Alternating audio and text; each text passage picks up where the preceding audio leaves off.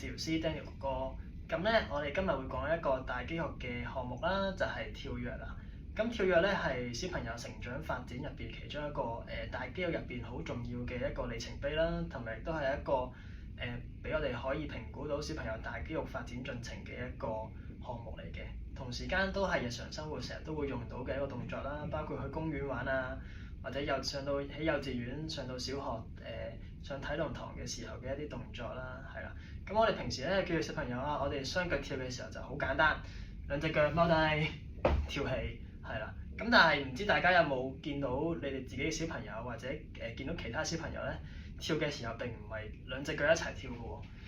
而係咧一隻腳大步跨出去，咁樣跳出去嘅。咁如果有咁樣嘅情況咧，咁有機會係左右腳嘅肌力唔平衡啦，亦都有機會係因為身體協調比較弱少少啦，導致佢哋唔識兩隻腳一齊跳啦。如果有咁嘅情況咧，今日就教大家幾個運動可以返屋企同小朋友試下嘅。第一個運動我哋需要準備一個波，我哋將個波咧夾喺兩隻腳中間，俾小朋友有一個提示，等佢可以兩隻腳一齊跳，係啦。咁如果咧兩隻腳唔係一齊跳嘅時候咧，個波咧就會飛出嚟啦，咁就夾唔實啦。咁啊俾佢一個提示去練翻佢哋嘅身體協調啦。咁波嘅選擇方面咧，咁啊盡量一個波個大細係兩隻腳夾住之後咧，兩隻腳係盡量係一個肩闊嘅距離嘅。咁第一個咧最簡單咧，我哋夾完之後跳躍咧，我哋就係可以向上跳啦，係啦，跳高，原地跳之外咧，亦都可以係向前跳嘅。夾住個波，兩隻腳跳，係啦，咁樣做。咁呢樣嘢咧就留意翻啦，可能你每一步跳嘅目標咧唔好擺得太遠，因為當你擺得太遠嘅時候咧，小朋友就會想用翻佢以前跳躍嘅發力模式咧嗰個方法咧去跳，咁啊會好容易咧佢哋就會變咗跨大步跳翻出去㗎啦。咁所以一開頭可以簡單啲，將啲距離擺近少少。等佢熟習咗先，夾住近啲，熟習咗，跳，再跳，係啦。等佢習慣咗嗰個模式之後咧，先至再將嗰啲目標擺遠少少，等佢可以兩隻腳一齊跳遠啲嘅，係啦。咁啊，下一步可以再有啲變化或者再增加少難度咧，就係喺每一個目標之間咧，把個高度啦，要佢唔係淨係向前跳嘅，同時間都要向高跳過一啲物件嘅，跳高。係啦，踎低跳高，係啦。咁我哋第二個動作咧就係教小朋友去鴨仔行啦。咁但係我哋教咗鴨仔行之前咧，咁我哋小朋友咧就要做到一個動作嘅，就係踎低啦。踎低之餘咧，pat pat 唔會哎呀跌咗去後邊嘅，可以隻手踎喺度，可能輕輕掂住地下，保持到平衡。甚至乎拎高手左右喐，都應該要保持到平衡嘅，係啦。咁咧。如果做到嘅話，我哋就可以開始呢個鴨仔行路啦。咁鴨仔行路咧，可以增加翻兩隻腳嘅本體感覺啦。等佢哋可以兩隻腳同時間運用，就唔會跳嘅時候淨係一隻腳比較用力，或者一隻腳去主導嗰個跳躍咁樣嘅，係啦。咁咧，我哋就會叫佢踎低，然後我哋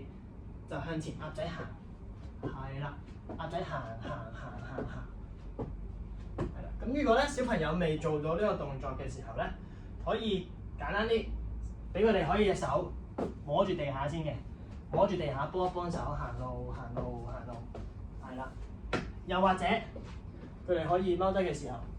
手踭撳住膝頭哥，係啦，咁樣會容易啲嘅。頭先有提到咧，其中一個原因令到小朋友咧係唔識得兩隻腳一齊跳咧，就因為兩隻腳嘅肌力唔平衡嘅。咁啊，但係大家可能有個問題喎，我點樣知我小朋友嘅兩隻腳肌力平唔平衡啊？咁我哋以下教嘅呢個動作咧，就可以幫到係運動之餘啦，都係一個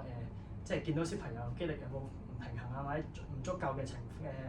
況嘅，係啦。咁呢個運動咧就叫做弓箭步啦，英文就係叫lunges 啦。咁大家可能都其他地方都有見過啲大人去做嘅，咁但係小朋友同時間咧都係可以去做嘅。咁咧我哋就可以由一邊。我哋踎低，起身，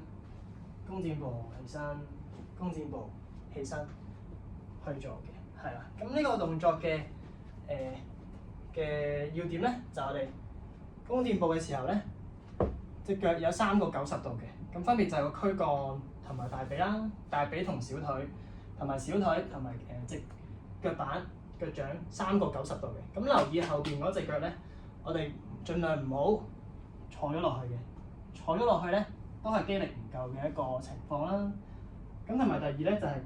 後邊隻腳咧，如果可以就膝頭哥盡量唔好掂地下，做嘅時候都係拎翻高嘅，咁我哋就會更加難嘅，咁啊更加去練習到嗰個下肢嘅肌力嘅，係啦。咁樣呢個動作咧，我哋點樣先知道啊？究竟佢係夠唔夠力咧？咁有啲唔夠力嘅表現又係點樣咧？係啦。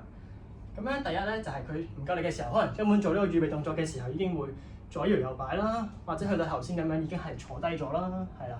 咁又或者咧，當佢做嘅時候喎，用兩隻手幫手撳住膝頭哥支撐起自己嘅，